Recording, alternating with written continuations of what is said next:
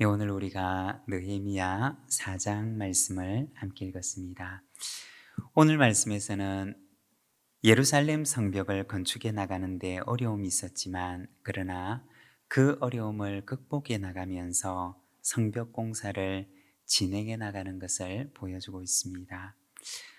우리가 인생을 살면서 어려움 없이 모든 일들이 순적하게 잘 풀려나간다면 얼마나 좋겠습니까?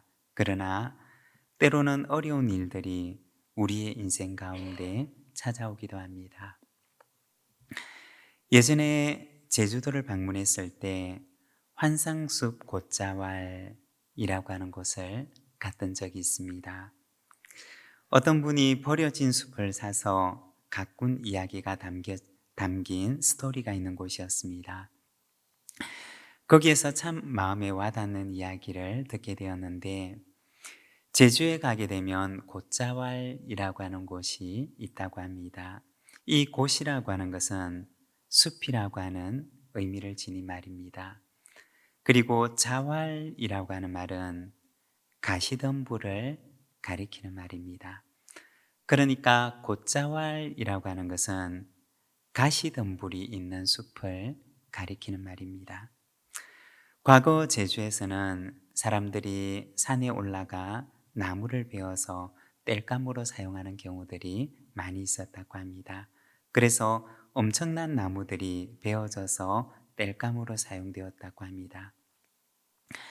그런데 제주 군데군데에는 이렇게 자왈이 있는 숲들이 있었는데 자왈이 있는 숲들은 가시가 있는 그 자왈 때문에 사람들이 숲에 잘 들어갈 수가 없어서 그 숲이 사람들로부터 보존이 되었다라고 하는 이야기를 들은 적이 있습니다.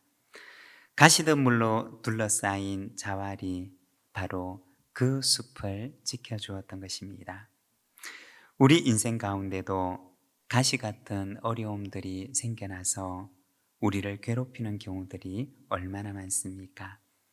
그리고 때로는 그것이 괴로울 때는 우리 마음속에 내 인생에 이런 가시만 없었으면 얼마나 좋을까라는 생각을 하는 경우들이 있지 않습니까?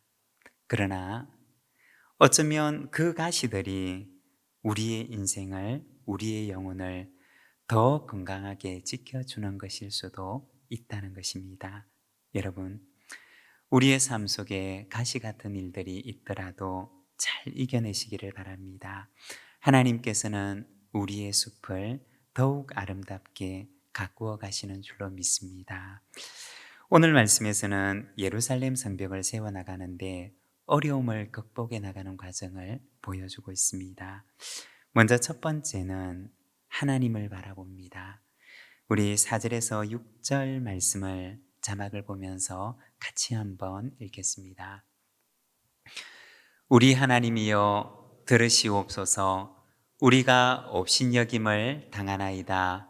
원하건대 그들이 욕하는 것을 자기들이 머리에 돌리사 노략거리가 되어 이방에 사로잡히게 하시고 주 앞에서 그들의 악을 덮어두지 마시며 그들의 죄를 도말하지 마옵소서. 그들이 건축하는 자 앞에서 주를 노하시게 하였음이니이다 하고 이에 우리가 성을 건축하여 전부가 연결되고 높이가 절반에 이르렀으니 이는 백성이 마음을 들여 이 일을 하였음이니라. 아멘. 오늘 말씀에 보면 느헤미야가 성벽을 다시 세우고자 하는데 그런데 이것을 방해하고 또 조롱하는 사람들이 나타나게 됩니다. 그 가운데 산발랏이라고 하는 사람이 있었는데 이 사람은 아마도 당시 사마리아 지역을 다스리던 총독이었던 것으로 여겨집니다. 그는 예루살렘 성벽이 다시 세워지는 것을 제일 반대했던 사람이었습니다.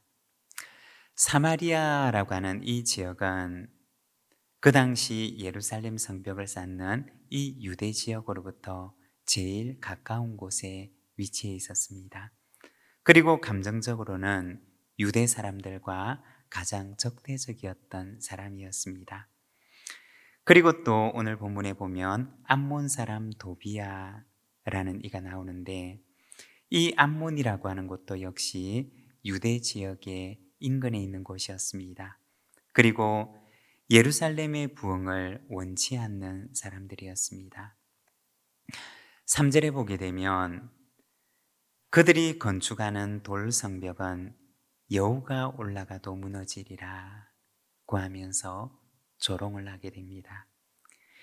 예루살렘 공동체를 재건하고자 하는 비전을 가진 느헤미야를 방해하고 또 조롱하는 사람들이었습니다. 느헤미야는 어떻게 반응했을까요? 오늘 말씀에 보면 그는 우리 하나님이여 들으시옵소서 라고 기도를 합니다. 여러분, 때로는 산발랏이나 도비아의 말처럼 외부의 상황이나 말들로 인해서 우리 마음 가운데 낙심이나 절망이 찾아오는 경우들이 있지 않습니까? 바로 그때 우리가 바라보아야 할 곳은 어디일까요? 바로 하나님이시라고 하는 것입니다.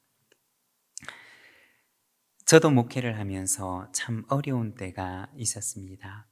그런데 새벽에 기도를 하려고 눈을 감으면 새벽마다 하나님께서 말씀을 주셨던 것을 기억합니다.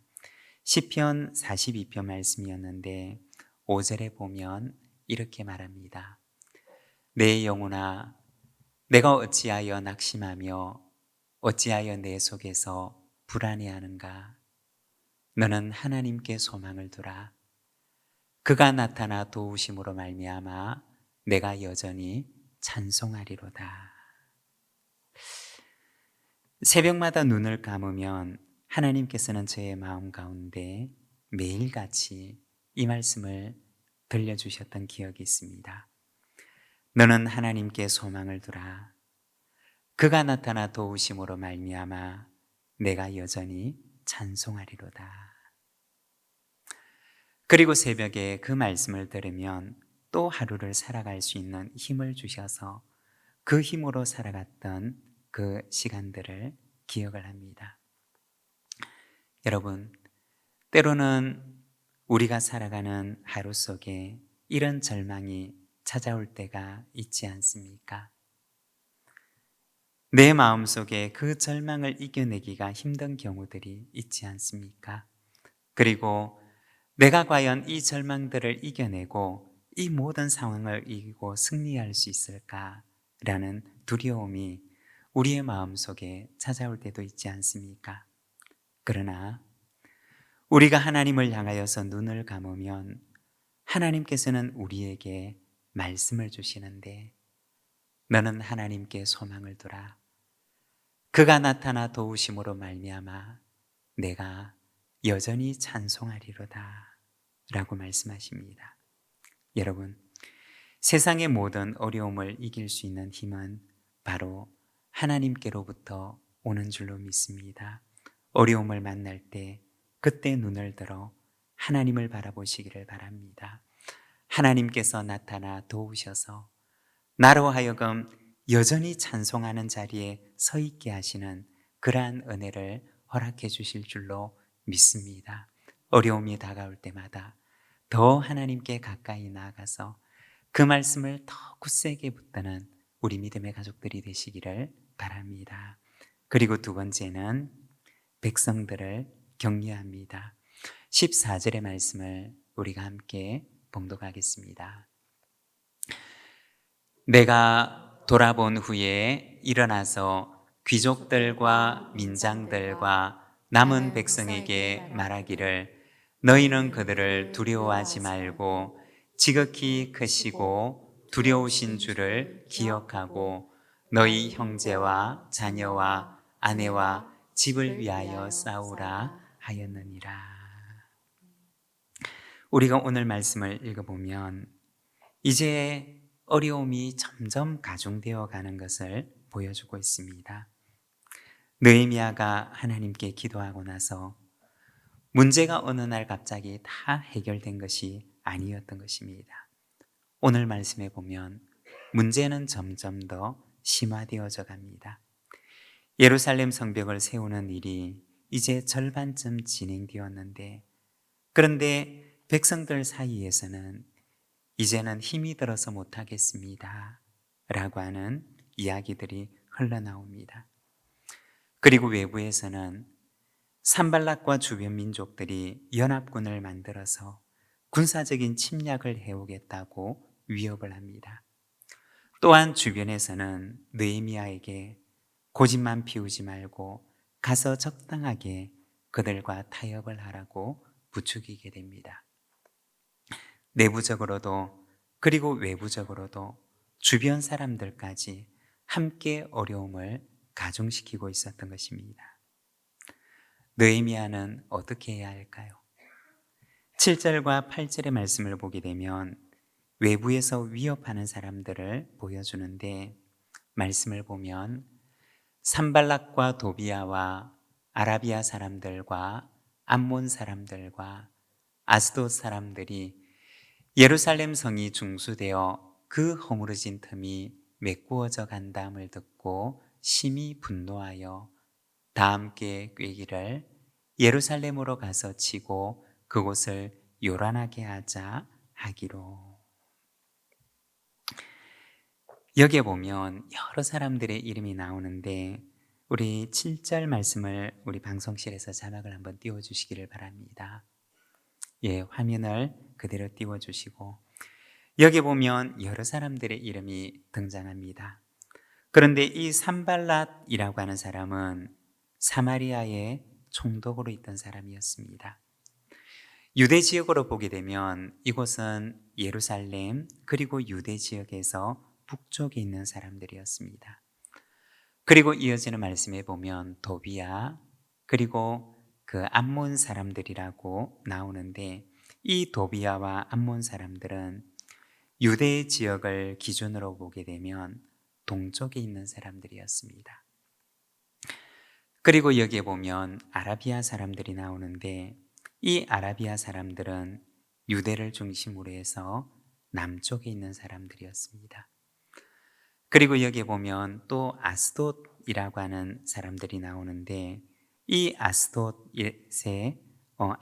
사람들은 유대를 중심으로 서쪽에 위치한 사람들이었습니다. 화면을 꺼둬줬습니다.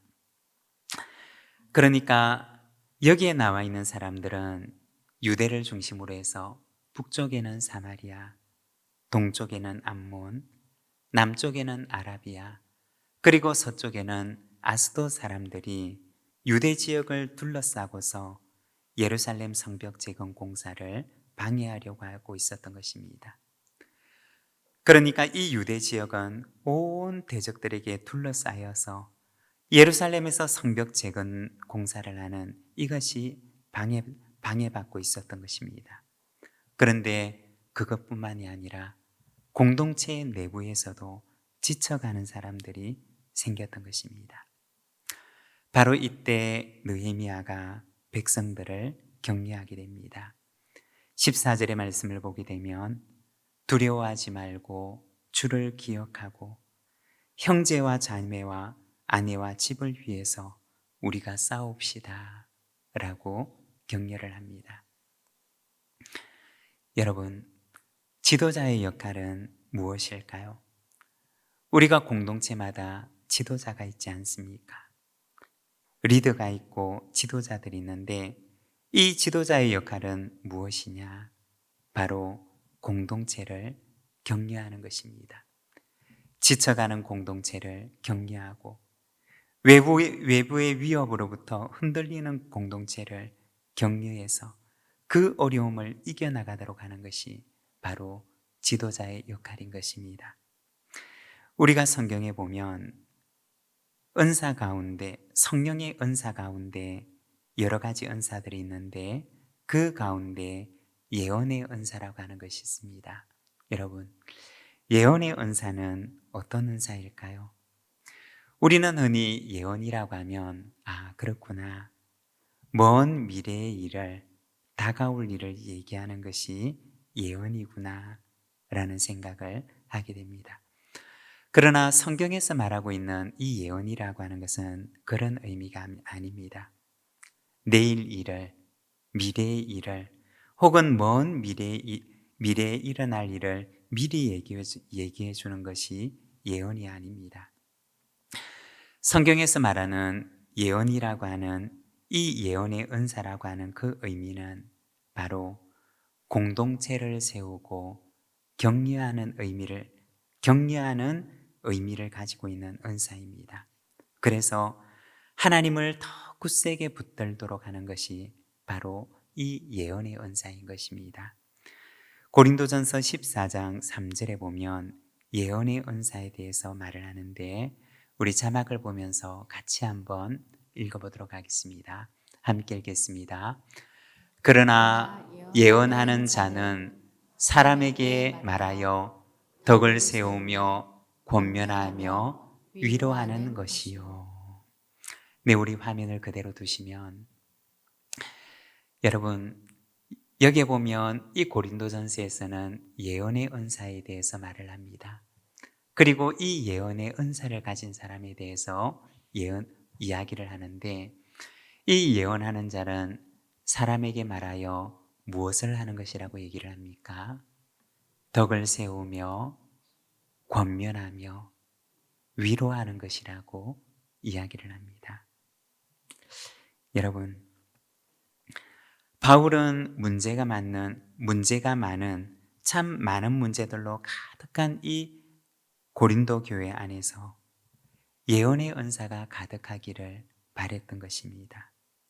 그래서 서로 격려하고 서로 권면하고 서로 위로하는 사람이 가득한 교회가 되기를 바울은 바라고 원했던 것입니다. 여러분, 교회 안에 이런 사람이 가득하면 얼마나 좋을까요? 만일에 이런 은사를 가진 사람들이 가득한 교회라면 그 교회 공동체는 얼마나 행복하고 얼마나 아름다운 공동체일까요? 또한 우리 가정 가운데도 이런 예언의 은사들로 가득한 가족들이 모여 있다면 얼마나 아름다운 가정을 우리가 만들어 갈 수 있을까요? 때로는 우리에게 역경이 찾아올 수도 있을 것입니다. 때로는 우리에게 어려움이 찾아올 수도 있을 것입니다. 그러나 이와 같이 서로 격려하고 위로하고 권면하고 붙들어주는 예언의 은사들로 가득한 이들이 그 공동체의 구성원을 이루고 있다면 그 공동체는 어떤 역경이 와도 그것을 견디고 이겨내는 힘이 있을 것입니다. 여러분, 우리 부산진 교회도 이와 같이 예언의 은사들로 가득한 이들이 충만하기를 소망합니다.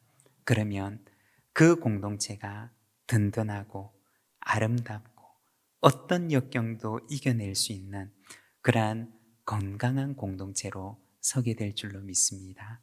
그리고 세 번째는 이들은 한 손에는 짐을 그리고 한 손에는 병기를 잡고 건축합니다. 17절과 18절 말씀을 우리가 같이 한번 봉독하겠습니다. 성을 건축하는 자와 짐을 나르는 자는 다 각각 한 손으로 일을 하며 한 손에는 병기를 잡았는데 건축하는 자는 각각 허리에 칼을 차고 건축하며 나팔 부는 자는 내 곁에 섰었느니라. 여러분, 이 모습을 한번 우리 마음속에 상상해 보시기를 바랍니다. 성벽을 건축하는데 그런데 한 손에는 병기를 들고 또 한 손으로는 일을 하고 있습니다. 짐을 나르는 것도 힘이 드는 일인데 그런데 한 손에는 짐을 들고 또 한 손에는 병기를 들고 일하는 것입니다. 얼마나 불편하고 또 얼마나 힘든 일이겠습니까? 그리고 또 다른 일을 보여주는데 이들은 나팔을 들고 서 있습니다. 나팔은 왜 들고 서 있는 것일까요? 만일에 성의 어느 한쪽이 공격을 받게 되면 모두가 함께 가서 그 공격을 막아내기 위해서 한쪽에서는 그 어려움을 당한 곳이 있는지 없는지 나팔을 들고 서 있는 것입니다. 이들의 모습을 보게 되면 아마 힘도 2배로 들었을 것이고 시간도 2배로 들었을 것입니다. 그리고 마음을 다르게 먹는다면 그들 속에 있는 불평들도 2배가 되고 3배가 되고 또 4배가 되었을 것입니다. 그러나 이처럼 많은 어려움들이 있었지만 그러나 더딜지라도 예루살렘 성벽을 다시 세우는 일은 앞을 향해 전진해 나가게 됩니다. 여러분, 이렇게 예루살렘 성벽을 세워나가는 이 과정들을 보면서 어떠하신가요? 이 과정은 사실은 단순히 건축을 하는 과정이 아닙니다.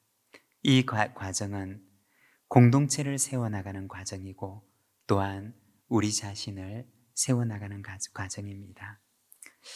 여러분, 내 안에는 이처럼 무너진 예루살렘 성과 같이 허물어진 곳이 있지는 않습니까? 아마도 원수들은 내 안에 허물어진 곳들이 그대로 있기를 원할 것입니다. 다시 보수하지 않고 그냥 절망하고 실망하고 낙심에 빠져서 이 허물어진 곳을 다시 세울 생각을 하지 않고 그냥 이것을 그대로 방치하기를 아마 원수들은 원할 것입니다. 그러나 하나님께서는 그 허물어진 틈들이 다시 메워지기를 원하시고 또한 갈라지고 나누어진 성벽들이 다시 이어지기를 원하십니다. 여러분, 내 안에 예배 생활, 내 안에 기도 생활, 그리고 무너진 우리의 모임, 무너진 우리의 관계, 그리고 나를 낙심케 하고 나를 절망케 하는 공격으로부터 한 손에는 병기를 들고 또 한 손에는 짐을 들고 다시 성을 일으켜 세우는 자가 되기를 바랍니다. 하나님께서는 우리가 일어나기를 원하십니다. 우리의 허물어진 것을 방치해 두는 것이 아니라 그것을 다시 일으켜 세우기를 원하십니다. 그리고 다시 든든하게 우리의 성이 든든하게 이어지고 세워지기를 원하십니다. 우리 시간 하나님 앞에 함께 나가기를 원합니다. 우리 함께 기도할 때 내 안에 하나님, 내 안에 무너진 것이 어떤 것이 있습니까? 무너진지도 알지 못한 채 오랜 시간 동안 방치되어져 있는 것이 무엇이 있습니까? 하나님, 내 안에 무너진 모든 것들이 다시 회복되게 하여 주시고 다시 세워지게 하시며 원수의 공격으로부터 한 손에는 병기를 들고 한 손에는 하나님께서 내게 위탁하신 이 사명을 들고 내 앞에 무너져 있는 이 허물어진 틈을 메워나가게 하여 주시옵소서. 우리 시간 함께 하나님 앞에 기도하면서 나가도록 하겠습니다. 함께 기도하겠습니다.